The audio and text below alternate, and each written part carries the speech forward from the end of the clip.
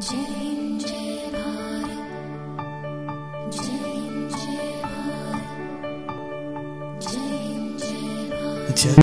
China की जो traditional medicine हैं उनसे कोरोना का इलाज किया जा सकता है, ऐसा क्लेम था चाइना का। हालांकि WHO ने मना कर दिया कि भाई हम नहीं जानते और हर्बल मेडिसिन या ट्रेडिशनल मेडिसिन, ये मेडिसिन कोरोना में बिल्कुल इफेक्टिव नहीं है। उसके बाद थोड़ा सा उन्होंने अपना चेंज किया कि नहीं नहीं हो भी सकती हैं और ना भी हो, लेकिन हम इस पर फॉर श्योर गारंटी से नहीं बोल सकते कि ये काम करती हैं। लेकिन चाइना ने अपनी हर्बल मेडिसिन यानी कि अपनी ट्रेडिशनल मेडिसिन को पाकिस्तान में उसकी टेस्टिंग कर ली। अपने पास टेस्टिंग की नहीं की, इसका कोई डेटा अवेलेबल नहीं है। अगर होती, अपने पास हुई होती तो इतने कोरोना केस क्यों होते पाकिस्तान चाइना में। चाइना अभी विंटर ओलंपिक्स कर रहा है, उसके टिकट्स नहीं बेच रहा है।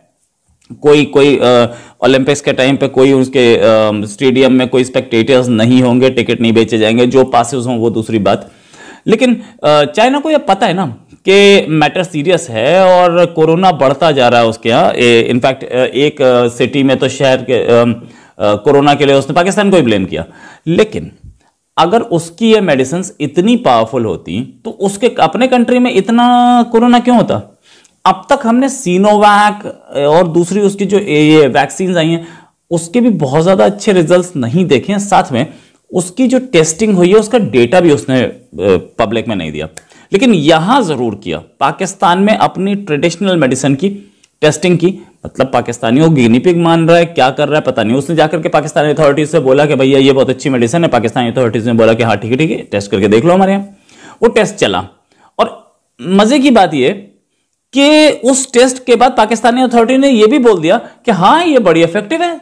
अरे यार इफेक्टिव है, एक बात बताओ, तो फिर वैक्सीनेशन क्यों हो रहा है पाकिस्तान में। क्या आपको पता है कि पाकिस्तान के अंदर एक बहुत बड़ी बहस चल पड़ी है कि पाकिस्तान की जो नेशनल सिक्योरिटी पॉलिसी है उस पे तनकीद भी हो रही है और उस पे अच्छे अल्फाज भी कहे जा रहे हैं हुकूमत को।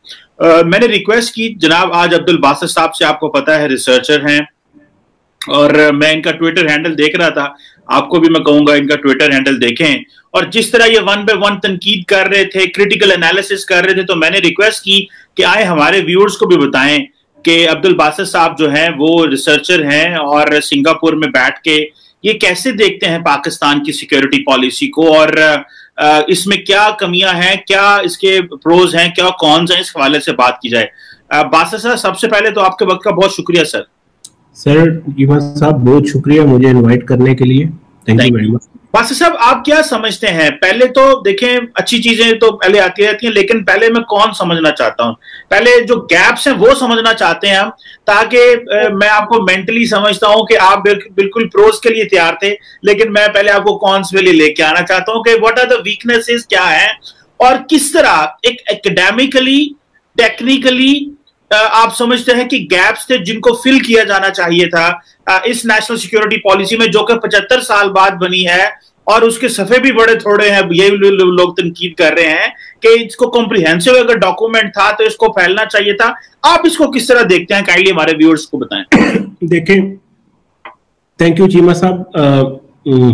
मुश्किल हो जाता है जी बहुत ज्यादा एक तनकीदी जायजा, लेकिन अब आप मुझे उस तरफ उस डायरेक्शन में पुश कर रहे हैं तो चले। एक माहौल बन चुका हुआ है जनूबी एशिया में कि जितने भी क्रिटिकल वॉइसेस हैं वो एक तो खुद सेल्फ सेंसर कर रहे हैं, दूसरा उनकी स्पेस कम हो रही है। तो ये कोई चीज है जिसको हमें संजीदगी से देखना चाहिए। देखिए, कई बार एक जो चीज नहीं कही जाती वो शायद ज्यादा इंपॉर्टेंट होती है उस चीज से जो कही जा रही हो,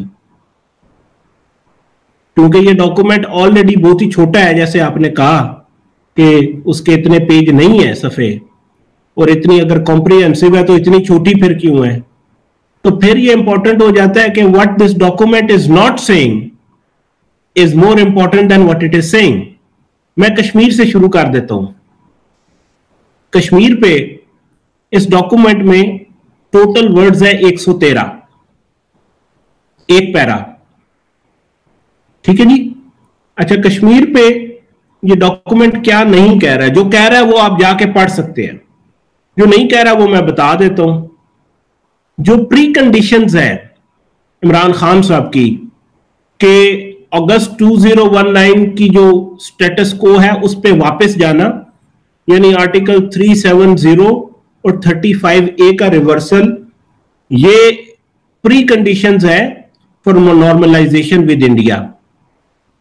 अगर आपको मारगला डायलॉग याद हो 2021 का, जिसमें army chief general Qamar Javed Bajwa ने ये प्री कंडीशंस का जिक्र नहीं किया था फॉर नॉर्मलाइजेशन विद इंडिया, तो अब खान साहब की पोजीशन लगता है शायद वो है, क्योंकि उसका कोई जिक्र नहीं है, कोई सी प्री कंडीशन का जिक्र ही नहीं है नेशनल सिक्योरिटी पॉलिसी में। तो फिर सवाल ये पैदा होता है कि क्या कुछ कहे बगैर खान साहब की गवर्नमेंट अब बहुत कुछ कह गई है, यानी जो कश्मीर की करंट स्टेटस को है उसको एज अ फेट अकम्पली हम इनडायरेक्टली एक्नॉलेज कर रहे हैं।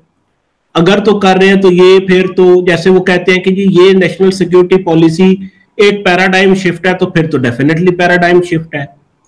तो वो साथ ये भी कहते हैं कि ये डॉक्यूमेंट ऑफ इंटेंट है, एक अम्ब्रेला डॉक्यूमेंट है जो पाकिस्तान का स्टेटमेंट ऑफ इंटेंट रिप्रेजेंट करता है। इसके पीछे एक क्लासिफाइड डॉक्यूमेंट है जिसमें इसकी इंप्लीमेंटेशन स्ट्रेटेजी मौजूद है और जिसमें डिटेल्स मौजूद है। आप ये ट्रेडिशनल मेडिसिन बेच रहे हो, जब ये ट्रेडिशनल मेडिसिन बनी थी उस समय कोरोना था क्या, कोविड था क्या, कोविड-19 था क्या, तो तुम उसकी मेडिसिन कैसे बता सकते हो? किसी और बीमारी की मेडिसिन इस पे कैसे चेप रही है कि ये कोई वो जुगाड़ से टेक्नोलॉजी है क्या? इनफैक्ट मान गए, और पाकिस्तानी जो लोग हैं, पाकिस्तानी जो ऑफिशियल्स हैं, उन्होंने बोला कि 82.67% इसकी एफिशिएंसी है। एफिशिएंसी भी बता दी। इनफैक्ट साथ में ये जो वो हुआ है पूरा का पूरा गेम, इसमें वेस्टर्न कंट्रीज ने तो मना कर दिया